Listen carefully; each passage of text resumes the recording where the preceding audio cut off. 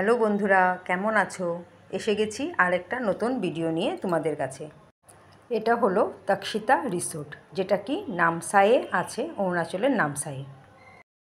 Resort এরিয়াতে এটা আমাদের লাস্ট পয়েন্ট।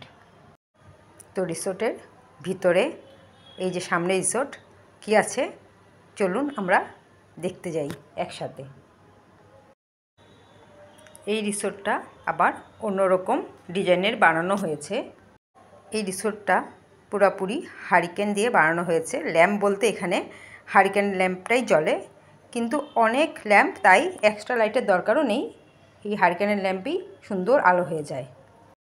আমরা আজ সকাল থেকেই ঘুরছি, তাই এখন খুব টায়ার্ড। নামসাই একটা খুব সুন্দর জায়গা, এখানে ওয়েদারটাও দারুণ।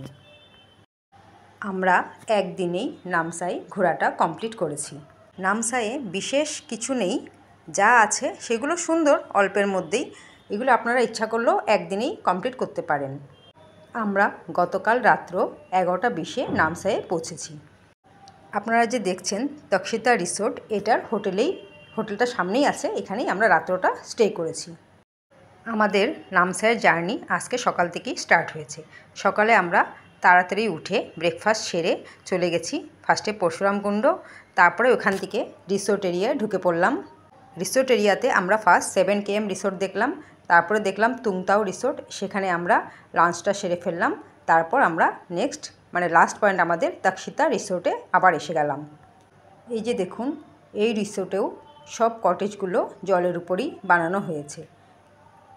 একটা বাঁশের পুল বানানো হয়েছে, ওটা দিয়েই একটা রিসোর্ট থেকে আরেকটা রিসোর্ট বা একটু সামনে ধারে কাছে আপনারা ঘুরতে পারবেন।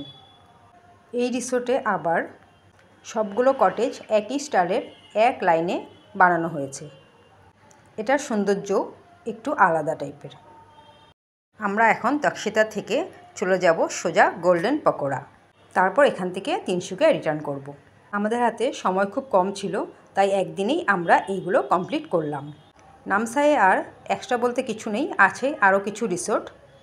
খুব শর্ট টাইমের মধ্যে নামসাই একটা সুন্দর জায়গা ঘোরার জন্য।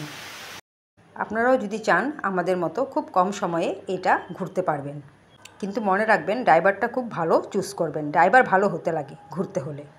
তো এখন নেক্সট আপনাদের সাথে গোল্ডেন পকোড়ায় দেখা হবে। Bye bye.